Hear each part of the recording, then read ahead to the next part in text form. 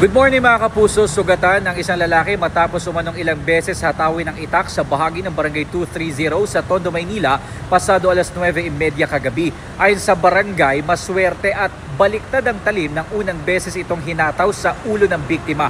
Ayon pa sa barangay, selos ang nakitang ugat ng krimen.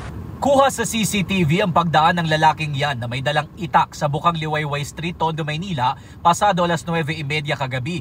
Ilang saglit lang may kita na ang ilang tauhan ng barangay na tumatakbo papunta ng Nara Extension kung saan din unang nagpunta ang lalaking may dalang itak.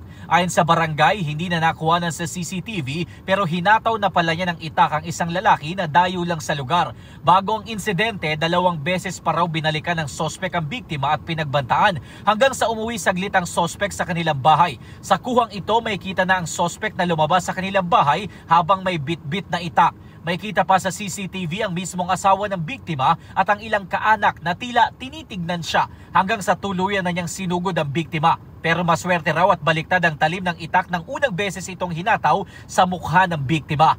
Kaya nagkaroon po siya ng parang pasa sa bukol. Maliit na bukol siya, pasa po sa kaliwang mata niya. Pero sa kabila nito, 4 na beses pa rin daw siyang tinamaan ng itak sa kaliwang braso. Mabilis namang naisugod sa ospital ang biktima na agad ding nakalabas sa pagamutan. Sa kuhang ito, may kita na casual lang na naglakad pabalik sa kanilang bahay ang sospek. Ilang segundo rin siyang tumambay sa tapat ng bahay bago tuluyang pumasok sa loob. Pero nang puntahan ng mga pulis ang bahay, hindi na raw sumasagot ang sospek at nakalak na ang gate ng bahay.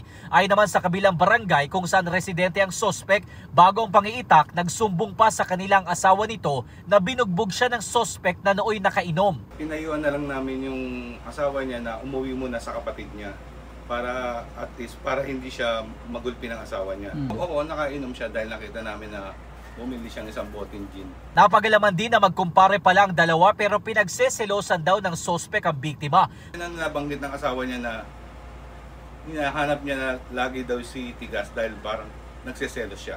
Patuloy ang follow-up operation ng pulisya para mahuli ang sospek na maharap sa reklamong frustrated murder. Sinusubukan pa namin makuha ang pahayag ng pulisya kaugnay sa nangyari.